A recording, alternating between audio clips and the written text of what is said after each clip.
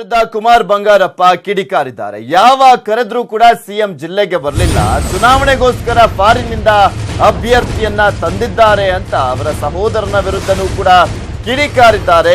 ಕುಮಾರ್ ಬಂಗಾರಪ್ಪ ಅವರು ಬಿಜೆಪಿಯ ಶಾಸಕ, ಮಾಜಿ ಸಚಿವ. ಯಾವ ಕರೆದ್ರೂ ಕೂಡ ಸಿಎಂ ಬರೋದಿಲ್ಲ, ಚುನಾವಣೆಗೋಸ್ಕರ ಮಾತ್ರ ಬಂದ್ಬಿಡ್ತಾರೆ, ಚುನಾವಣೆಗೋಸ್ಕರ ಫಾರಿನ್ನಿಂದ ಅಭ್ಯರ್ಥಿಯನ್ನ ತಂದಿದ್ದಾರೆ ಅಂತ ಕಿಡಿಕಾರಿದ್ದಾರೆ. ಕೊಳೆ ರೋಗಕ್ಕೆ ಬನ್ನಿ ಅಂದ್ರೂ ಕೂಡ ಸಿಎಂ ಬರಲಿಲ್ಲ ಇಲ್ಲಿಗೆ, ರಿವ್ಯೂ ಮೀಟಿಂಗ್ ಮಾಡಿ ಎಂದ್ರೂ ಕೂಡ ಮಾಡಲಿಲ್ಲ ಇಲ್ಲಿ.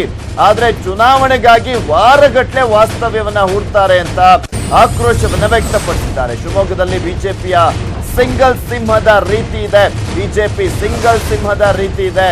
ಮೋದಿ ನೇತೃತ್ವದಲ್ಲಿ ಅಭ್ಯರ್ಥಿ ಹೆಸರಲ್ಲಿ ಬರುತ್ತದೆ, ಇವರೆಲ್ಲ ದಂಡು ಕಟ್ಟಿಕೊಂಡು ಬಂದ್ರೂ ಕೂಡ ಏನೂ ಆಗಲ್ಲ.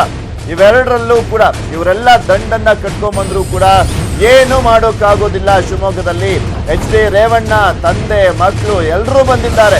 ಅಪ್ಪಾಜಿ ಗೌಡ ಸಂಗಮೇಶ್ ಜೊತೆ DKಶಿ ಸಂಧಾನ ಮಾಡಿದ್ದಾರೆ. ಮಂಜುನಾಥ್ ಗೌಡ ಕಿಮ್ಮನೆ ರತ್ನಾಕರ್ ಸಂಧಾನ ಮಾಡಿದ್ದಾರೆ. ಕಾಂಗ್ರೆಸ್ ಪಕ್ಷ ತನ್ನ ಕಡೆಯ ಮೊಳೆ ಹೊಡೆದು ಆಗಿದೆ.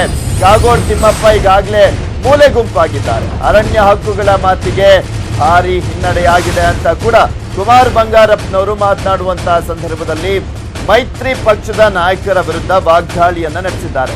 ಬಿಜೆಪಿ ಕಾಲದಲ್ಲಿ ಕಮಿಷನ್ ಶುರುವಾಯಿತು ಎಂದಿದ್ರು, ಆದ್ರೆ ಪರ್ಸೆಂಟೇಜ್ ಅನ್ನೋದು ರೇವಣ್ಣ ಅವರಿಗೆ ಚೆನ್ನಾಗಿ ಗೊತ್ತಿದೆ. ಬೇರೆ ಕಡೆಯಿಂದ ಹಣ ಲೂಟಿ ಮಾಡಿ ತಂದಿದ್ದಾರೆ ಅಂತ ಕೂಡ ಆರೋಪವನ್ನ ಮಾಡಿದ್ದಾರೆ.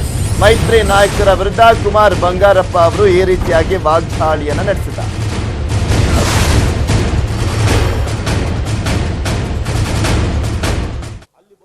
ಮಾಡ್ತಕ್ಕಂಥದ್ದು ಬಂದ ದಿನದಿಂದ ಹಿಡಿದು ಇವತ್ತಿನವರೆಗೂ ಕೂಡ ಆಡಿರ್ತಕ್ಕಂಥ ಮಾತುಗಳು, ನಡೆದಿರ್ತಕ್ಕಂಥ ರೀತಿಗಳು ಎಲ್ಲವೂ ಕೂಡ ಸುಳ್ಳಿನ ಕಂತೆಗಳು ಅನ್ನೋದು ಸ್ಪಷ್ಟವಾಗಿ ಗೋಚರ ಆಗ್ತವೆ.